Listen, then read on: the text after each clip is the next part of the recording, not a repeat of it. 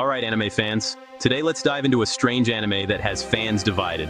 This is one of those shows that starts off like a legendary fantasy epic, and then somehow trips over its own damn feet later. The Seven Deadly Sins is a wild ride, insanely hype, emotionally charged, but yeah, also frustrating as hell in parts. Here you've got knights, demons, gods, betrayal, and a group of absolute misfits who are basically walking disasters. Sounds perfect, right? And at least in the beginning. Because when this show hits, it hits hard. But when it falls, yeah, we'll get into that mess.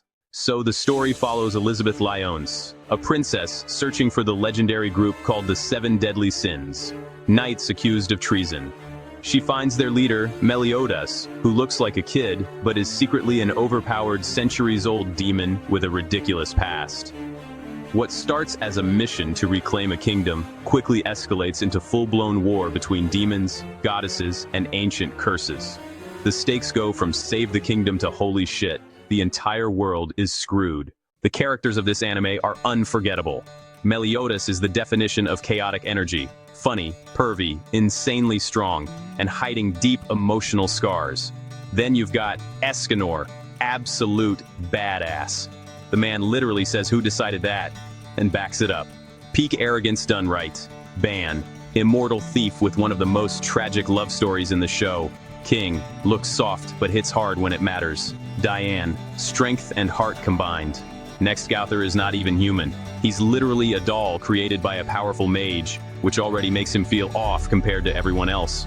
Merlin is the brain of the group, and honestly, one of the most broken characters in the entire series.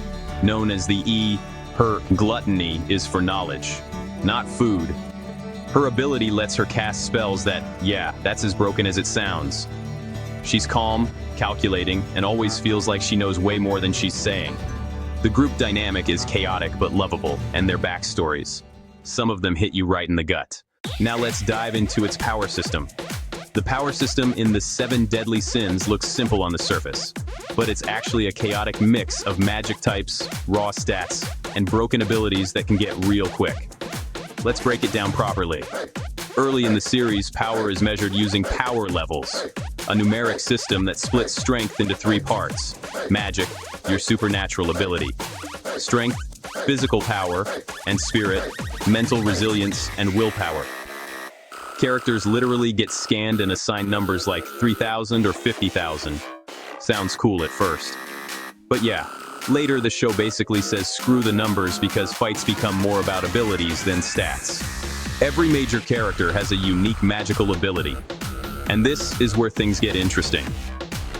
Meliodas, full counter reflex attacks back at enemies, often stronger. Basically punishes you for even trying. Ban, snatch steals physical strength or objects mid-fight.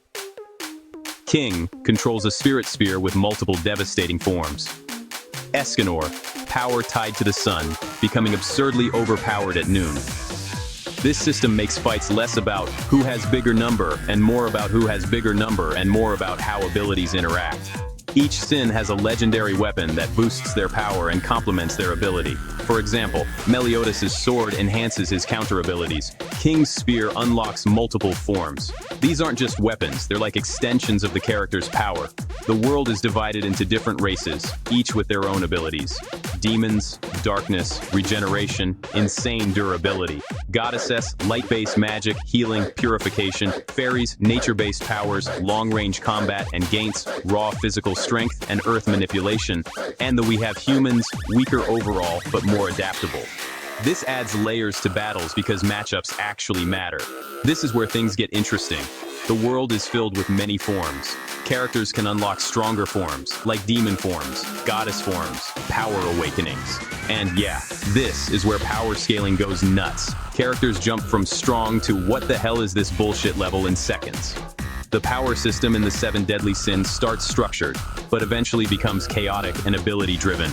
It's not the cleanest or most balanced system out there. Sometimes it's straight up inconsistent, but it's fun as hell because at the end of the day, it's not about logic, it's about hype. And when Escanor stands there at noon like a god while everyone else is shitting themselves, yeah, that's exactly why this system works. Now coming to the action, well, this is where the anime goes absolutely crazy. Early seasons deliver insane fights, fast-paced, high-impact, and filled with ridiculous power moments. Escanor versus literally anyone, pure hype, Meliodas going serious. You already know it's about to get wild. But later, yeah, this is where shit starts falling apart. Coming to the animation and music, well, let's address the elephant in the room. The first 2 seasons, handled by A1 Pictures, looked solid. Great fight choreography, clean visuals, and strong impact frames. Then the production shifted to Studio Dean, and man, the drop in quality was painfully obvious.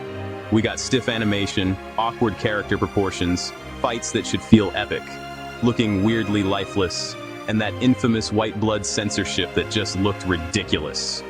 Big emotional and high-stakes fights lost their impact because the visuals just couldn't keep up.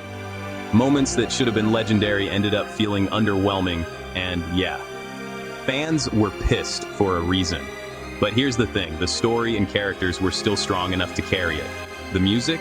Still solid. The emotional beats? Still hit. The hype moments? Still there, just not animated the way they deserve. Coming to the themes, beneath all the chaos, the show dives into sin and redemption. Love that literally defies death and time, curses and consequences, and the burden of immortality.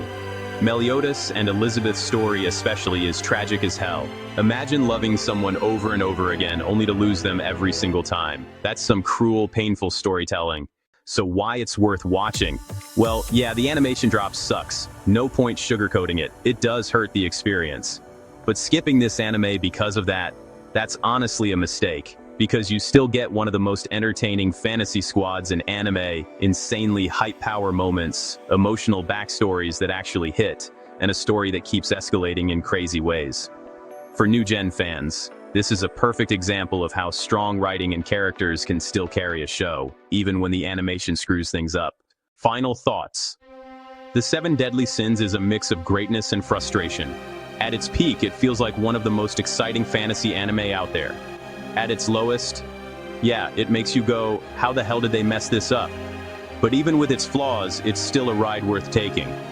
Because when Escanor starts talking, when Meliodas gets serious, when the emotional moments hit, you remember exactly why this anime blew up in the first place. And honestly, that's enough to make it worth your time.